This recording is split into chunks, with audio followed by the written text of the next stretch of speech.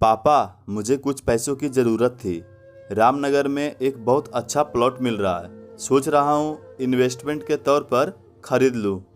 तो आप मेरी मदद कर देंगे? अरे बेटा, यह भी कोई पूछने की बात है। मेरे पास जो भी है सब तुम्ही लोगों का ही तो है। मेरे पास रिटायरमेंट का फंड पड़ा है। कल चेक साइन कर दूंगा, ले लेना।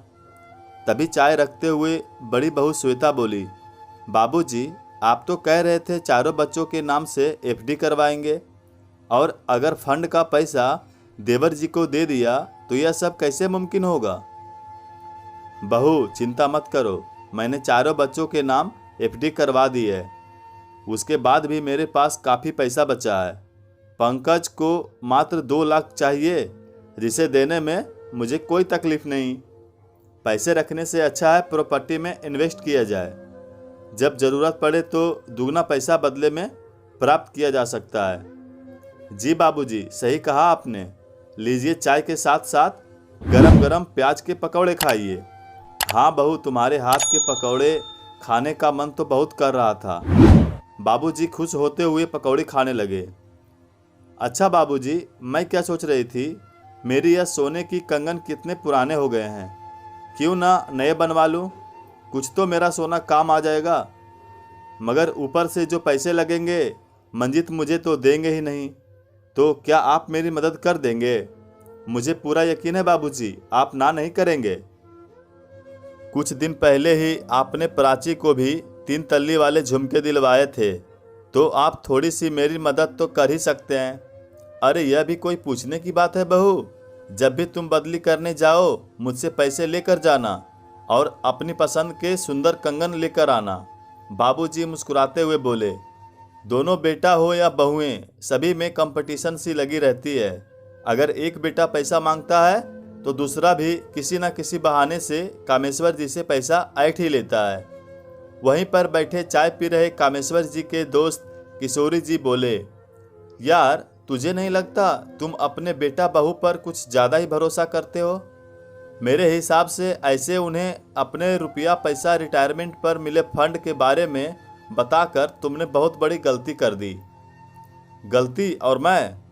कामेश्वर जी घमंड से मुस्कुराए और बोले, दीनू, मैंने कोई गलती नहीं की है, बल्कि मैंने अपने बच्चों को उनकी हर ख्वाहिश पूरी की है और तरक्की करने में पूरा साथ दिया है। वे लोग अगर नौकरी के साथ कोई प्लॉट स्कीम सोना चांदी खरीदना चाहते हैं तो इसमें मैं हमेशा उनके साथ रहता हूँ, जिससे वे लोग भी खुश रहते हैं और हमेशा मुझे पूछकर ही हर काम करते हैं। रिटायरमेंट हुए 2 साल हो गए, आज तक चाय देने में 1 मिनट की देरी नहीं लगाई मेरी बहुओं ने। उम्र के इस पड़ाव में हम बुढ़ा बुढ़िया को और क्या चाहिए? यह तो आजकल के माता पिता होते हैं, सेवा कराने के नाम पर सारे पैसे पर नाक बन बैठ जाते हैं। बहू बेटा को एक एक कौड़ी के लिए तड़पाते हैं, फिर जब असहाय हो जाते हैं तो कहते हैं बहू बेटा सेवा नहीं कर रहे। अरे जब तक उन्हें मेवा नहीं दोगे, सेवा काहे को करेंगे? वैसे तुम्हारी हालत भी कुछ ऐसी है। सुना सारा पैसा चाप कर बैठे हो, इसलिए बहू घर में घुसने नहीं देती। लेकिन हम बहुत धन्यवान हैं, हमारी बहू भी बहुत संस्कारी है, अपने सास ससुर को माता पिता समझती है और उनके दोस्तों को भी अब घर में मेहमानों को भी देवतुल्य समझती है। जब मन करे आ जाया करो, चाय के साथ पकौड़े भी खिला दिया करूँगा। एक बार फिर कामेश्वर जी अहंकार में हंसते हुए बोले, कामेश्वर, मेरे साथ जो होगा होता रहेगा। मैं तो चाहता था कि गलती से भी तुम्हारे साथ कोई बुरा काम ना हो, मगर तुम तो मेरी ही बेइज्जती करने में लग गए। क्या गलत किया जो अपने फंड के सारे पैसों को अपनी पत्नी के इलाज में लगाता हूँ? पेंशन से हम दोनों अपनी मर्जी का खाते पीते हैं, बहुएं नौकरी वाली हैं, सेवा करने का उनके पास समय नहीं है, दूर शहरों में रहती है, तो क्या रोज़ उनके भरोसे खाना चाय पानी दवा इलाज के लिए उनका इंतज़ार करता रहूं? चलो ठीक है, तुम्हें लगता है तुम सही कर रहे हो तो अच्छी बात है। मेरा फर्ज था तुम्हें समझाना, आगे तुम्हारी मर्जी। कहते हुए किशोरी जी धीमे कदमों से घर से बाहर निकल गए। सुनिए जी, भाई साहब से पहली बार आपने इतनी इतनी बदतमीजी से बात की, वह तो आपको सलाह दे रहे थे ना, सुन लेते। जरूरी था जवाब देना? कामेश्वर जी की पत्नी बोली। हाँ जरूरी था गायत्री जी, क्योंकि ऐसे लोग दूसरों को सुखी नहीं देख सकते। शायद तुमने ध्यान से देखा नहीं, बाप बेटे का प्रेम, बहू की सेवा देखकर उसे कांटे लग रहे थे। कैसे जल भून रहा था, क्योंकि उसके 3 बेटे बहुओं पूछते नहीं तो दूसरों की खुशियां उससे बर्दाश्त नहीं हो रही है, इसलिए मेरे घर में फूट डालने चला आया। अगर जरा भी शर्म बची हो तो अगली बार मेरे चौखट पर पैर न रखेगा। मुझे भी ऐसे दोस्तों की कोई ज़रूरत नहीं। छोटी बहू जरा मेरे कपड़े निकाल कर रखो और गीजर भी चला देना, आज मेरा गर्म पानी से स्नान करने का मन है। जी बाबूजी, अभी निकाल देती हूँ, छोटी बहू प्राची बोली। अच्छा सुनो, मेरे बाथरूम से निकलने के बाद पूरा बाथरूम साफ कर देना, मुझे सूखा हुआ बाथरूम पसंद है। इसका पूरा ध्यान रखना, तुम्हारा फर्ज है। कामेश्वर जी की सरकारी नौकरी थी, रुपयों पैसों की कोई कमी नहीं थी। पूरी जिंदगी अपनी पत्नी और बेटों पर हुक्म चलाते रहे। जब घर में बहुएं आई, उन पर भी उसी तरह का रौब जमाया। 2 बहुएं आने के बाद घर में 3 औरतें हो गई थी। सारा काम वह तीनों से करवाते थे। कई बार गायत्री जी ने कहा, एक बर्तन झाड़ू पोछा वाली बाई लगा देते हैं, मेरी उम्र हो गई है और बहुएं भी बच्चों के कारण थक जाती है, तो हम सभी को थोड़ा आराम मिल जाया करेगा। गायत्री, आज तो कह दिया, आज के बाद मेरे सामने बाई लगाने की बात मत करना। न जाने कितने घरों में काम करती है। तुम्हें पता है, मुझे साफ सफाई बहुत पसंद है, मैं गंदगी बिल्कुल बर्दाश्त नहीं कर सकता, और इन बाइयों का कोई भरोसा नहीं है, किधर झाड़ू लगाए, बर्तनों में साबुन छोड़ जाए। मैं इस तरीके से घर में लापरवाही बर्दाश्त नहीं करूँगा। तुम 3 घर की औरतें हो, तुम सभी का फर्ज है हम मर्दों के खाने पीने और साफ सफाई का ध्यान रखने का। और तुम लोगों से बेहतर पैसा देकर भी बाई यह काम नहीं कर सकती, इसलिए यह बाइयों का चक्कर छोड़ दो। दूसरों की देखा देखी कर घर बर्बाद नहीं किया करते। ऐसी बात सुनकर गायत्री जी दुखी मन से मन मारकर रह जाती है। उन्हें भी अच्छे से पता है, घर में 3 औरतें हैं, मगर थोड़ी बहुत मदद चाहिए होती है।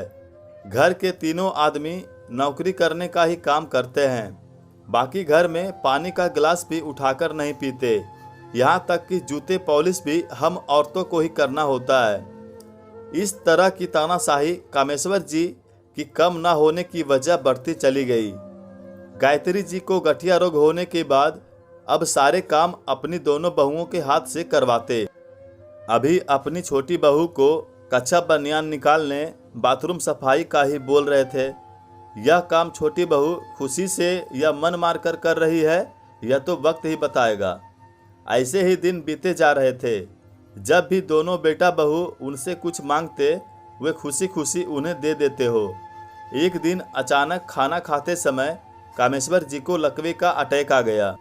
उसमें उनका आधा शरीर बेकार हो गया। डॉक्टरों की जांच के बाद पता चला कि अब वह कभी ठीक नहीं हो पाएंगे, आगे की जिंदगी बिस्तर पर ही बीत जाएगी। ऐसा पता चलते ही दोनों बेटा और बहू के रंग बदलने लगे। अब कामेश्वर जी अपने बेटों से बोले, मुझे शहर के बड़े डॉक्टर से इलाज करवाना है, हो सके तो दिल्ली के बड़े डॉक्टर से मेरा इलाज करवाओ, ताकि मैं जल्दी से जल्द ठीक हो सकूं। तब मंजीत बोला, बाबूजी, जब डॉक्टर ने कह दिया है कि आपका शरीर बेकार हो गया है, तो काहे को पैसों में आग लगाना। जो दवाई दी है उन्हें वक्त पर लीजिए, अब आप जैसे हैं वैसे ही रहेंगे, बोलकर कमरे से चला गया। उन्होंने बड़े निराही भाव से पंकज की ओर देखा और बोले, बेटा तू ही ले चल। अरे बाबूजी, भाई साहब सही कह रहे हैं, आप काहे को परेशान होते हैं, आपका इलाज असंभव है। जो दवाई दी है अब आपको उन्हीं के सहारे जीना पड़ेगा, बोलकर वो भी चलता बना। दोनों बेटों की बेरुखी के बाद बहुएं भी अपना रंग दिखाने लगी। अब ना समय पर चाय मिलती न खाना, भूख के मारे व्याकुल कामेश्वर जी अपनी पत्नी गायत्री जी से बोले, क्या बात है, आजकल खाना पीना समय पर नहीं मिलता? जरा बहुओं से बोलो, मुझे समय पर सब काम पसंद है। थोड़ी सी भी देरी होने पर मुझे चिड़चिड़ाहट होती है। जी, मैंने उनसे कहा था, मगर अब तो उनके सुर बदले हुए हैं। खाना बनाकर अपने अपने कमरे में खाना ले जाती है। मैं अपने हिसाब से आपके लिए दलिया खिचड़ी बनाकर लाती हूँ तो वक्त लग जाता है। आप 2 मिनट आराम कीजिए, कुकर में खिचड़ी तैयार हो गई है, परस कर लाती हूँ। वो घुटने पकड़कर चलने लगी। बात यही नहीं रुकी। पंकज और मंजीत दोनों ही नए मकानों में शिफ्ट हो गए और बोले, अब इस पुराने मकान में हमारा गुजारा नहीं होता और आपकी सेवा करते हम थक चुके हैं। अब आपको जो सही लगे कीजिए, हम लोग यहाँ नहीं रुकने वाले। इतना बोलकर सभी घर छोड़कर चले गए। घर में कामेश्वर जी और गायत्री जी अकेले और बेबस से सब कुछ देखते रहे। अब गायत्री जी अकेले घर का काम संभाल के रसोई बनाती और बाजार से जरूरी सामान लेकर भी आती। एक दिन बाजार में फल लेते समय गायत्री जी को चक्कर आ गए। उसी वक्त पास में ही सामान खरीदते किशोरी जी ने गायत्री भाभी को गिरते हुए देख लिया। तुरंत सहारा देकर उन्हें होश में लाए और घर लेकर पहुँचे, जहाँ घर की स्थिति देखकर उनके होश उड़ गए। जगह जगह कचरे के ढेर, घर से आती दुर्गंधशील रसोई में पानी लेने पहुँचे तो देखा गंदे बर्तनों का ढेर लगा था। साफ सफाई भी नदारद थी। घर की ऐसी हालत देखकर वह बोले, क्या बात है बेटा, बहू कहीं बाहर गए हुए हैं क्या? इतना सुनते ही गायत्री जी फूट फूट कर रोने लगे। भाई साहब, बाहर नहीं गए हैं, हमको छोड़कर इस घर से चले गए हैं। जब तक हम सक्षम थे, पैसे वाले थे, हमें लूटते रहे। जैसे ही असहाय हुए, हमारा साथ छोड़कर चल दिए। अपने गहने बेचकर घर का खर्चा चला रही हूँ, आगे पता नहीं कब तक चला पाऊंगी। अरे आपके पास तो पेंशन आती है ना? बच्चे आगे की सोच रहे थे, उन्होंने हमसे दस्तखत करवा लिए।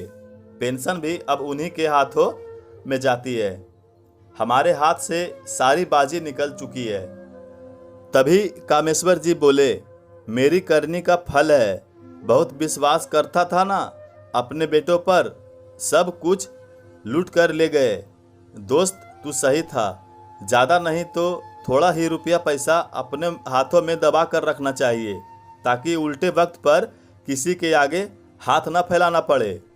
एक समय इसी बात के लिए तुझे बेइज्जत किया था। देख, आज ऊपर वाले ने मेरी इज्जत को तार तार कर दिया है। यह तो बहू बेटा पर अंधविश्वास करने का जुर्माना है, तो मुझे भरना ही पड़ेगा। बोलकर फूट फूट कर रो पड़े।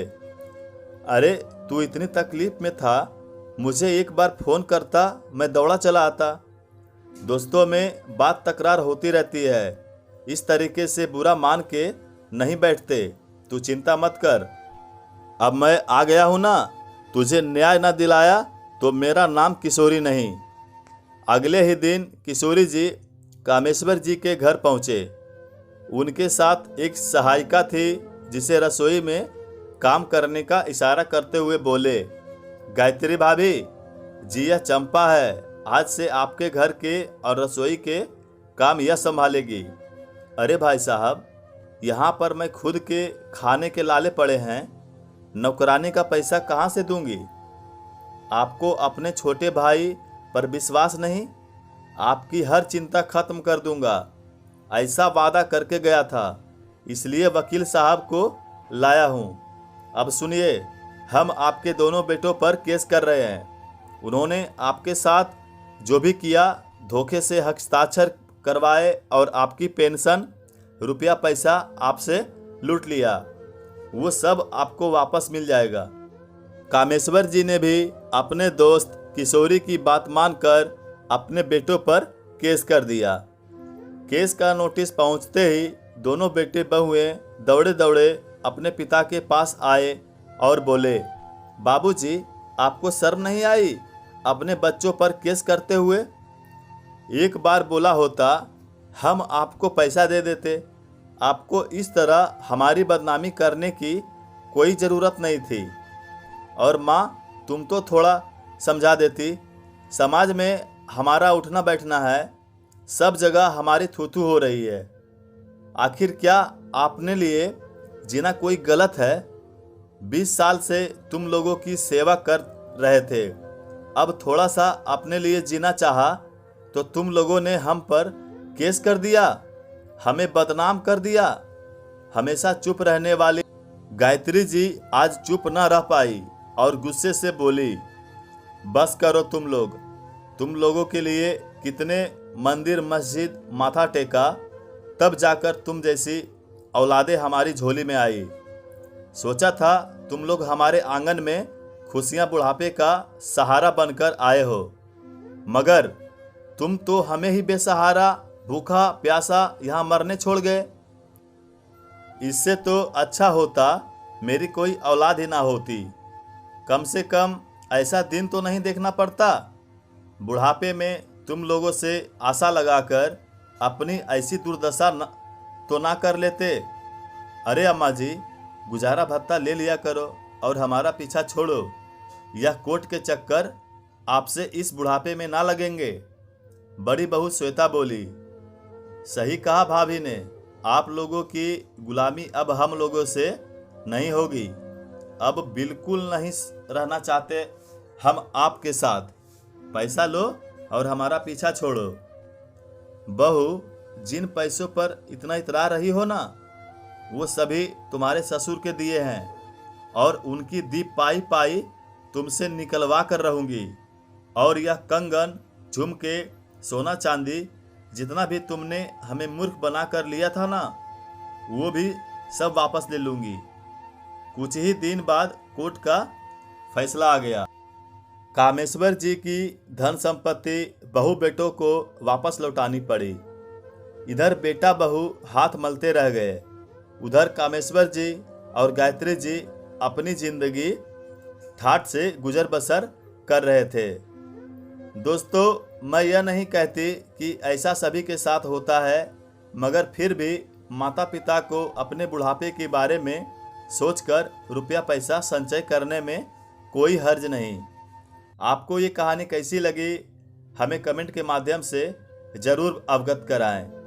यदि चैनल पर पहली बार आए हैं तो हमारे चैनल को सब्सक्राइब जरूर करें। धन्यवाद।